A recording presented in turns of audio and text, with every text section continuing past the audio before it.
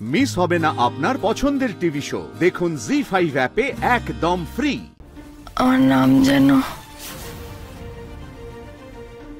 মনে নেই। ম্যাডাম, আপনি কি আপনার শরীরে কোনো আনইজিনেস ফিল করছেন? আপনি কি অসুস্থ বোধ করছেন? প্লিজ বলুন ম্যাডাম। তাহলে কি হয়েছে তোমার? ভয় লাগছে? শোনো, তুমি না প্লিজ ভয় করো না, হ্যাঁ? আমাকে সবকিছু বলো, আমি নিজে গিয়ে তোমাকে তোমার বাড়ির লোকদের কাছে পৌঁছিয়ে দেব। ওনারা তো খুব চিন্তা করছেন। তোমার নামটা বলো, বলো না, তোমার নাম কি? তোমার বাড়ি কোথায়? আমার নাম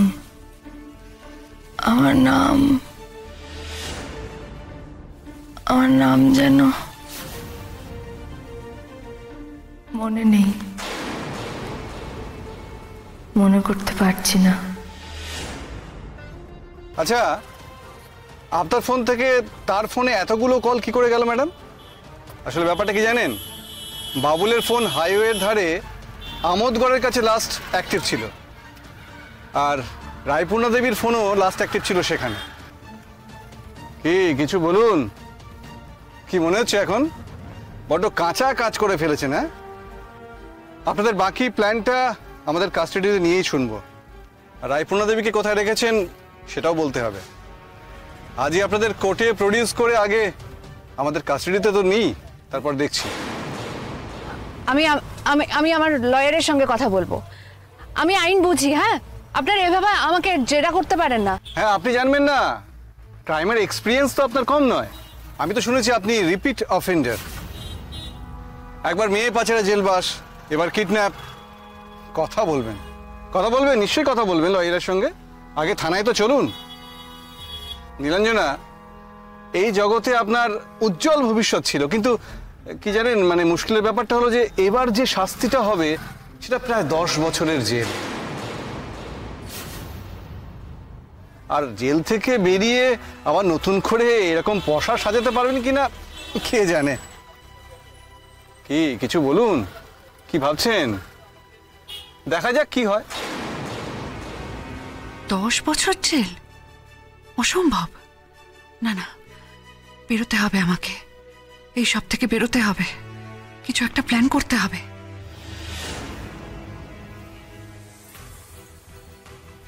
হ্যালো, হ্যাঁ, ওকে ওকে ওকে। আচ্ছা আচ্ছা, আপনারা কি ওই কিডন্যাপের জায়গাটা আইডেন্টিফাই করেছেন?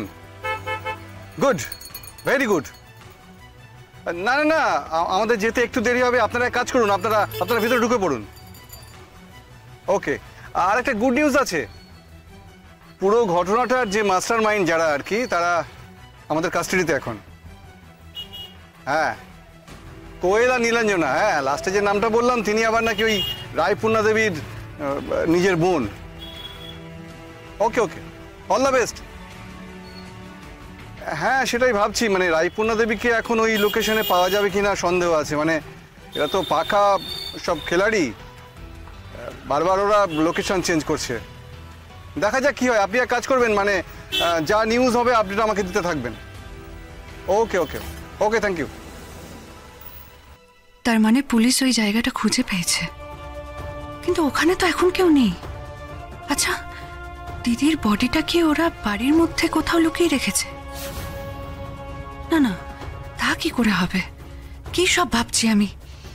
এই বাবুল আর পার্টিকে বিশ্বাস করতে পারছি না। ওরা দিদিকে দিয়ে নিজেদের নামে ডিটটা করিয়ে নেয়নি তো? অনির্বাণদার করা বাড়ির দলিল তো ওদের কাছে, সেটাই দিদিকে দিয়ে সই করিয়ে নিতে পারে তো ওরা। অ্যাক্সিডেন্টের কথাটা টোটালি ঠপ নয় তো?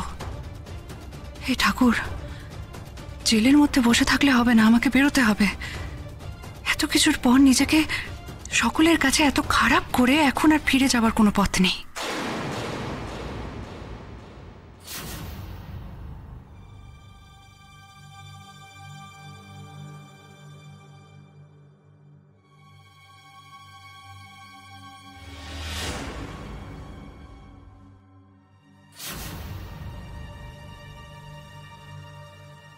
এদিকে এসো।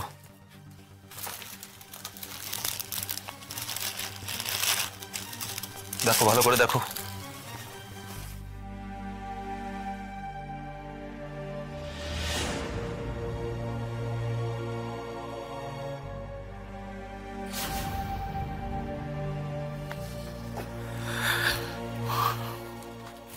এদিকে এসো।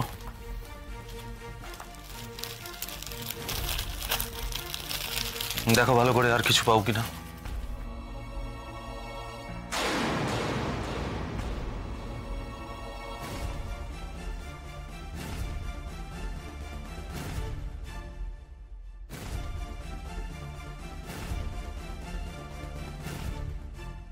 স্যার, এটা পেয়েছি স্যার।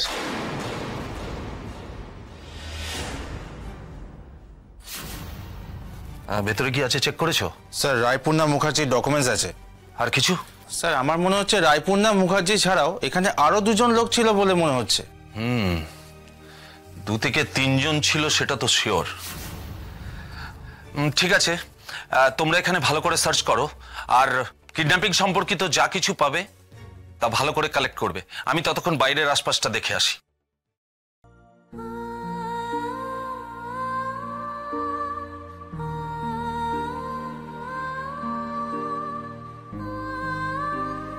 এটা খেয়ে নিন।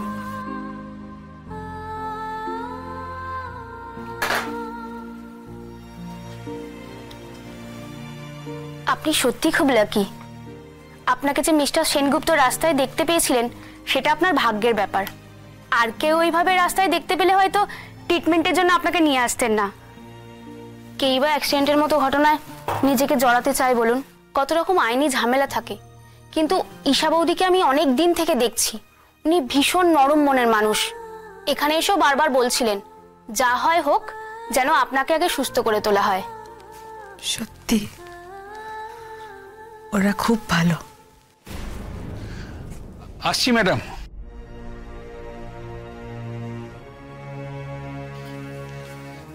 ম্যাডাম, থানা থেকে একজন পুলিশ অফিসার এসেছেন, আপনার সঙ্গে একটু কথা বলতে চাইছেন। আপনি এখন কথা বলতে পারবেন তো? পুলিশ? পুলিশ কেন? আমি কি করেছি? না না, আপনি আর কি করবেন? আপনি তো নিজেই ভিকটিম বলে মনে হচ্ছে। আসলে ম্যাডাম, এটা একটা রুটিন, মানে একটা অ্যাক্সিডেন্ট কেস তো এইটা, তাই ওদের এই রিপোর্টটা করতেই হয়। তবে আপনি জ্ঞান ফিরেছে শুনে ওরা একটু কথা বলতে চাইছে আপনার সঙ্গে। আপনার ঘাবড়াবার কিছু নেই, আপনার যা যা মনে পড়বে, যতটুকু মনে পড়বে আপনি ঠিক তেমন তেমন করেই বলবেন। কোনো এক্সট্রা চাপ দেবেন না নিজের মনের ওপর, হ্যাঁ? আর আমি ওনাদেরকে বলেও রেখেছি, আর ওনারা জানেনও যে আপনি এখন পুরোপুরি ফিজিক্যালি ফিট নন।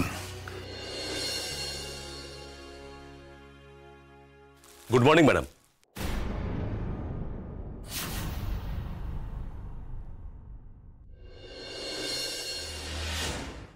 জি5 ডাউনলোড করুন আর সব এপিসোড দেখুন একদম ফ্রি।